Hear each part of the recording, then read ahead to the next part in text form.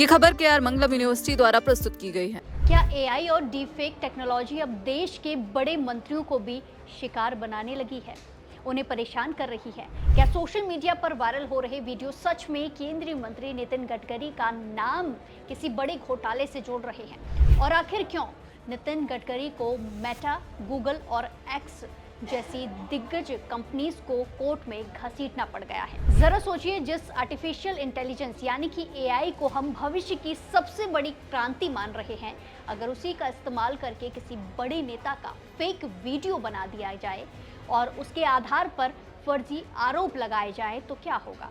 कुछ ऐसा ही हुआ है देश के केंद्रीय सड़क परिवहन और राजमार्ग मंत्री नितिन गडकरी के साथ। नितिन गडकरी ने बॉम्बे हाई कोर्ट का दरवाजा खटखटाया है और टेक दिग्गजों यानी कि गूगल, मेटा और एक्स यानी जिसे पहले ट्विटर कहा जाता था, उनके खिलाफ मुकदमा दर्ज किया है। मामला जुड़ा है E20 एथनॉल ब्लेंडिंग नीति से, जिसको लेकर सोशल मीडिया पर दावों की एक नई जंग छिड़ गई है।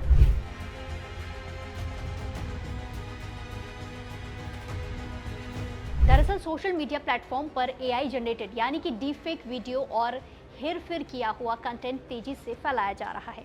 इन वीडियो में यह दावा किया जा रहा है कि Nitin Gadkari E20 ethanol blending कार्यक्रम के मुख्य कर्ता धर्ता हैं और इस नीति से उन्होंने तथा उनके परिवार ने भारी वित्तीय लाभ उठाया है।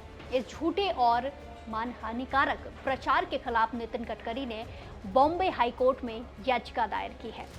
उनके वकील संदीप ने कोर्ट में स्पष्ट पक्ष रखा, जिसके बाद जस्टिस अभय आहूजा की बेंच ने गडकरी को इन सोशल मीडिया प्लेटफॉर्म के खिलाफ दीवानी मुकदमा दायर करने की अनुमति दे दी है। केंद्रीय सड़क परिवहन और राजमार्ग मंत्री नितिन गडकरी ने कोर्ट के सामने साफ शब्दों में कहा कि E20 एथनॉल ब्लेंडिंग पहल में उनकी या उनके मंत्रालय की कोई व्यक्तिगत या सीधी भूमिका नहीं है।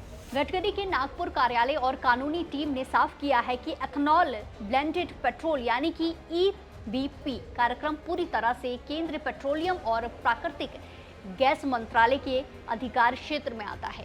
एथनॉल ब्लेंडिंग को लागू करने का फैसला पूरी केंद्र कैबिनेट का था, ना कि अकेले उनके सड़क परिवहन और राजमार्ग मंत्रालय का। इसलिए उन्हें इस नीति से मिलने वाले कथित वित्त फायदों से जोड़ना पूरी तरह मनगढ़ंत और दुर्भावनापूर्ण और झूठा है। यानी कि मुकदमे में ये स्पष्ट रूप से कहा गया है कि EBP कार्यक्रम और E20 पहल विशेष रूप से केंद्र पेट्रोलियम और प्राकृतिक गैस मंत्रालय के अधिकार क्षेत्र में आते हैं। इन नीतियों का गडकरी के नेतृत्व वाले सड़क परिवहन और राजमार्ग मंत्रालय से कोई भी सीधा संबंध नहीं है। इसी के साथ गडकरी के नागपुर कार्यालय के अधिकारियों ने भी स्पष्ट किया है कि जो हमने आपको पहले बताया कि एथनॉल ब्लेंडिंग को लागू करने का निर्णय केंद्र कैबिनेट द्वारा लिया गया था, ना कि गडकरी के मंत्रालय द्वारा। मुकदमे में आगे कहा गया है कि इसका उद्देश्य सार्वजनिक बहस या आलोचना पर अंकुश लगाना बिल्कुल भी नहीं है। मुकदमे के अनुसार मुकदमा दायर करने का उद्देश्य आम जनता को नितिन गडकरी या फिर उनके कार्यालय द्वारा लिए गए किसी भी निर्णय पर चर्चा, बहस, विश्लेषण या निष्पक्ष और उचित आलोचना करने से रोकना नहीं है।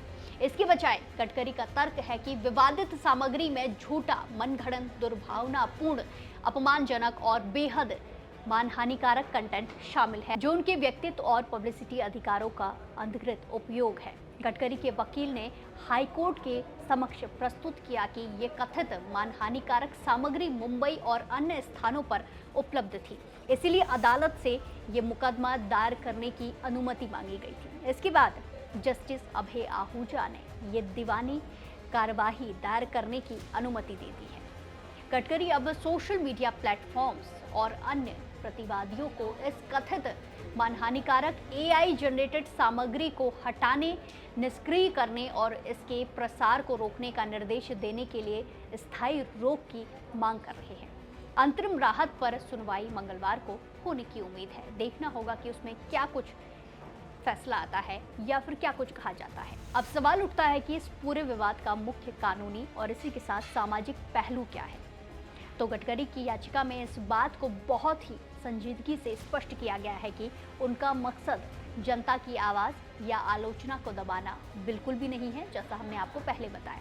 याचिका के अनुसार आम जनता या मीडिया को उनके निर्णयों पर निष्पक्ष चर्चा, बहस या आलोचना करने का पूरा हक है, लेकिन समस्या तब शुरू होती है जब एआई और डीप फेक तकनीक का गलत इस्तेमाल करके किसी की छवि को नुकसान पहुंचाया जाता है, धूमिल किया जाता है। गडकरी का तर्क है कि ये कंटेंट उनके व्यक्तित्व और पब्लिसिटी अधिकारों यानी कि जो पब्लिसिटी राइट्स हैं उनका सीधा उल्लंघन करते हैं।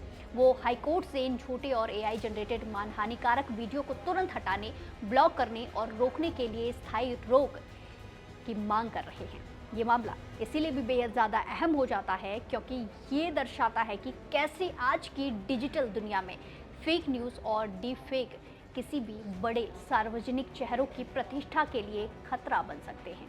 डीप फेक और एआई का ये दुरुपयोग आने वाले समय में एक बड़ी चुनौती बनने वाला है, जिसके अभी से लक्षण देखने को मिलते हैं। केंद्रीय मंत्री का कोर्ट जाना ये साफ दिखाता है कि अब सोशल मीडिया प्लेटफॉर्म को ऐसे कंटेंट पर लगाम कसने के लिए सख्त होना ही पड़ेगा। आप इस पूरे मामले पर क्या सोचते हैं? क्या AI generated deep fake video पर लगाम लगाने के लिए और कड़े नियम बनाने चाहिए? अपनी राय कमेंट्स में ज़रूर दें और बाकी देश और दुनिया की तमाम बड़ी अपडेट्स के लिए जुड़े रहिए दैनिक जागरण के साथ। नमस्कार।